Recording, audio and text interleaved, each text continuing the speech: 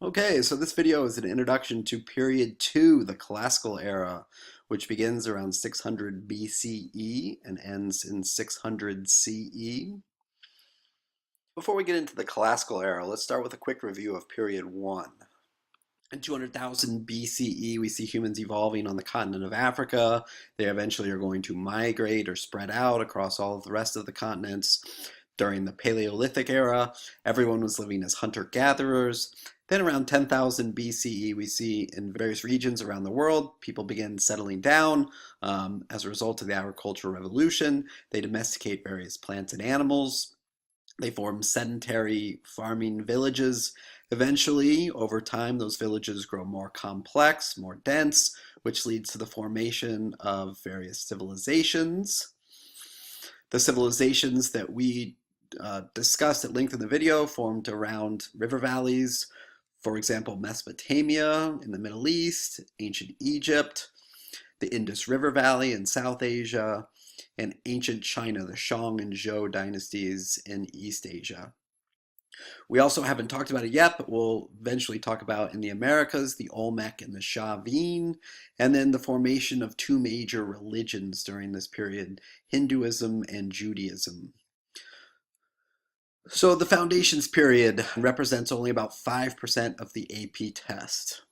So moving forward, the era that we're now entering is known as the classical era.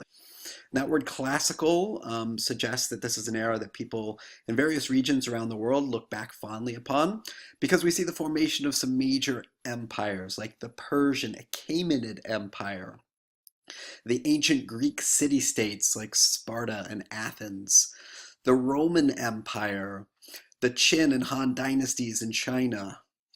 And then in the Americas, we'll talk about the Mayan civilization.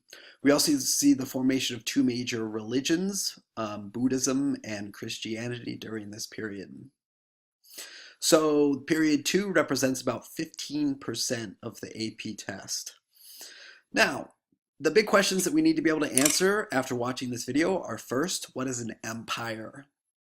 And then second, what are the major characteristics of the classical era that define this era and make it different from the era that we studied before? So what is an empire? An empire, for purposes of this class, is a large unified territory that's made up of diverse peoples that speak different languages, that practice different religions, and that is controlled by a single supreme central ruler. So you have one single person who has supreme authority for all of their society. So some famous empires in history, the Galactic Empire. Applying our definition, we can think about, is the Galactic Empire really an empire? So we'd have to ask, one, is it large? Well, according to Wikipedia, there are 69 million star systems that make up the Galactic Empire with 1.75 million planets. So I think, again, we can maybe question our source here, but we certainly can say that the Galactic Empire is large. Is it diverse? Yes, it's made up of Wookiees and Twi'leks and humans and Ewoks and Mon Calamari. Now, is it ruled by one single supreme central ruler? Yes, you have stormtroopers, Darth Vader, royal guards, but ultimately they are all answering to one single person in the Galactic Empire, Emperor Palpatine. So the Galactic Empire meets all three of our characteristics to qualify as an empire. Now, what about the United States? Is the United States today an empire? Is it large? I think it's, by any definition, it's certainly large, especially if you consider our military presence that exists around the world with all the various military bases that we have in existence around the world. Is it diverse? Absolutely. There's many religions practiced in the United States, many different languages that are spoken. Is it ruled by one single supreme central ruler? I think that's maybe where, if you're going to get a quibble about whether the United States is an empire or not, it'd probably be around that particular question. I would argue that if we had a supreme central ruler, it would probably be the Constitution, which has supreme authority in our country. So when we think about empires, there's always going to be a life cycle of an empire. They're initially going to rise as their military gets stronger and begins to control more and more territory. Eventually, they reach their peak, sometimes referred to as the golden age, where culture, innovation, technology are flourishing. But eventually, they're going to experience collapse and a fall for various reasons, which we'll discuss in a moment. Some common factors that lead to the collapse and fall of empires. So it sort of begs the question, if the United States is an empire, where are we on that lifespan? Kind of an interesting question to think about. Now, what are the major characteristics of the classical era? So, for one thing, we start to see the formation of empires. So, during the classical era, from 600 BCE to 600 CE, empires are going to grow, imposing political unity on diverse peoples. Now, let's take a quick little quiz to see how well you know your classical empires. I'm going to show you some different empires in terms of their geography, and you're going to match those to the list of empires that we have up here. So, letter A, what empire is that? It's the very first empire that really begins around 600 BCE and marks that major turning point from period 1 to period 2. That is the Persian Achaemenid Empire. Notice letter B, not an empire, instead just a small collection of city-states. So that is classical Greece, those Greek city-states like Sparta and Athens. Those city-states would eventually be conquered along with the Persian Empire by Empire C, which is Alexander's empire. Now, Alexander's empire is not going to last long after his death. It's going to split apart into various pieces. Eventually, in the Mediterranean basin, we're going to see the formation of a new empire, Empire D, which is the Roman Empire. Now, the Roman Empire is going to be connected via long-distance trade to an empire on the other side of Eurasia, and that's Han China, the Han Dynasty in China. And then in India, South Asia, we're going to see the formation of the Mauryan Empire and also later the Gupta Empire. I was building an empire.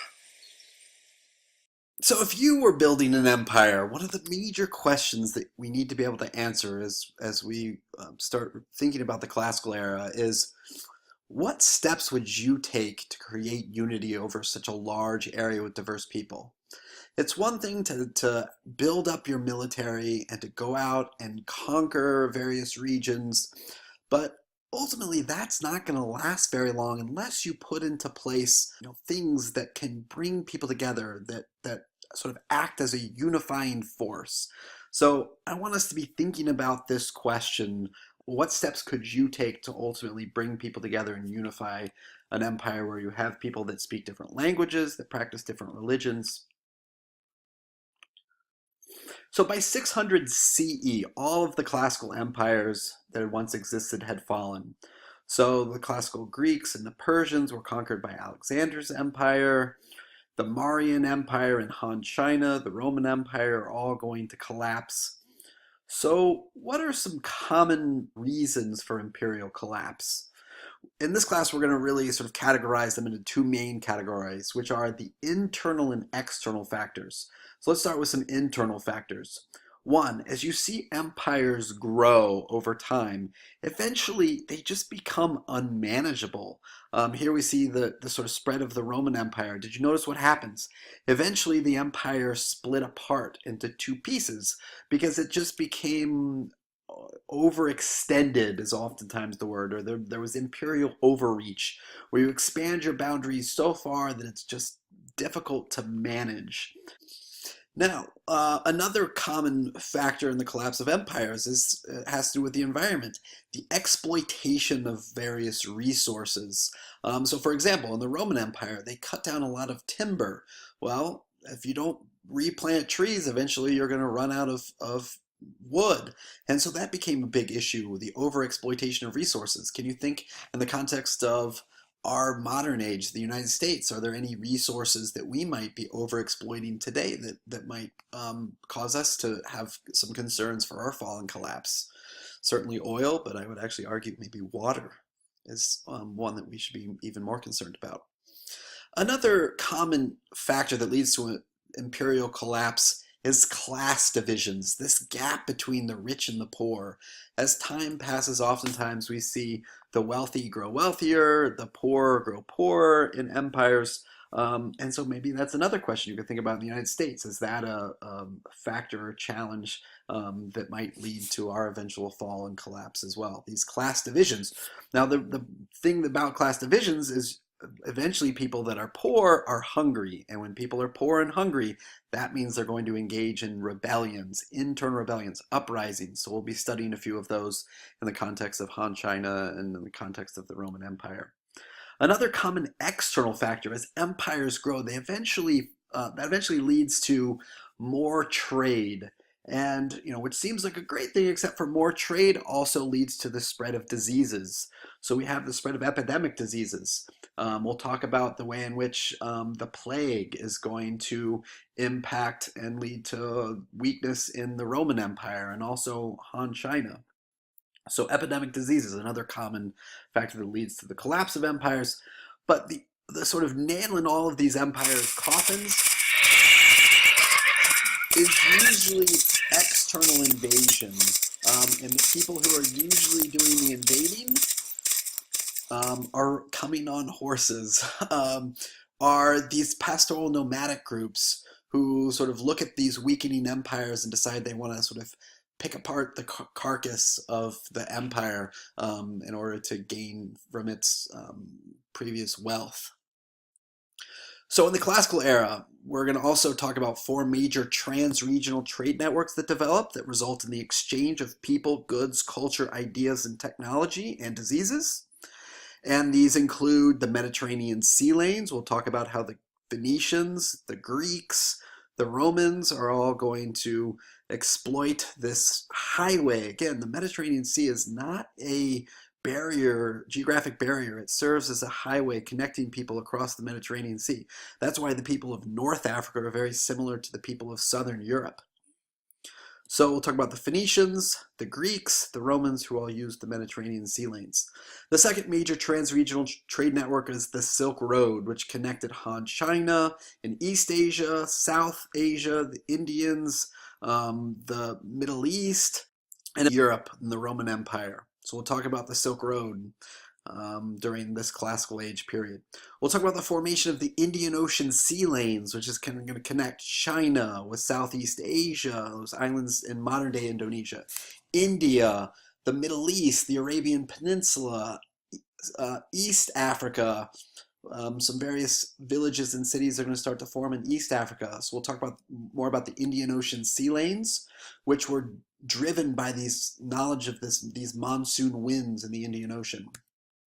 We'll talk about the formation of the trans-Saharan trade networks across the Sahara Desert, which connected North Africa with West Africa. For instance, the Roman Empire with various peoples down in West Africa. So the major lasting legacy, though, maybe of the classical era is the formation and transformation of four major world religions.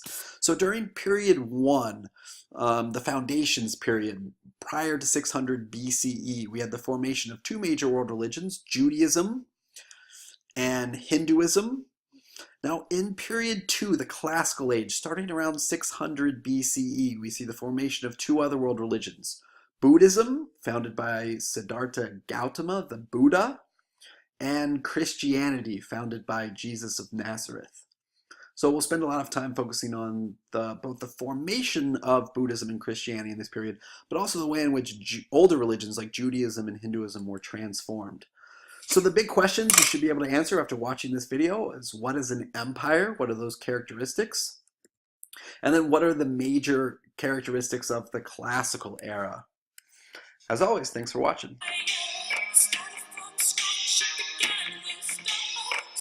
Okay, so this video is an introduction to period 2, the classical era, which begins around 600 BCE and ends in 600 CE. Before we get into the classical era, let's start with a quick review of period 1. In 200,000 BCE, we see humans evolving on the continent of Africa in East Asia.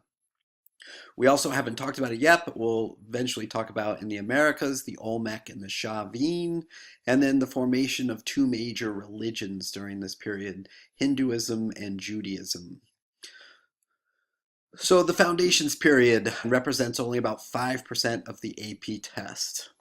So moving forward, they eventually are going to migrate or spread out across all of the rest of the continents. During the Paleolithic era, everyone was living as hunter-gatherers. Then around 10,000 BCE, we see in various regions around the world, people begin settling down. As a result of the agricultural revolution, they domesticate various plants and animals. They form sedentary farming villages. Eventually,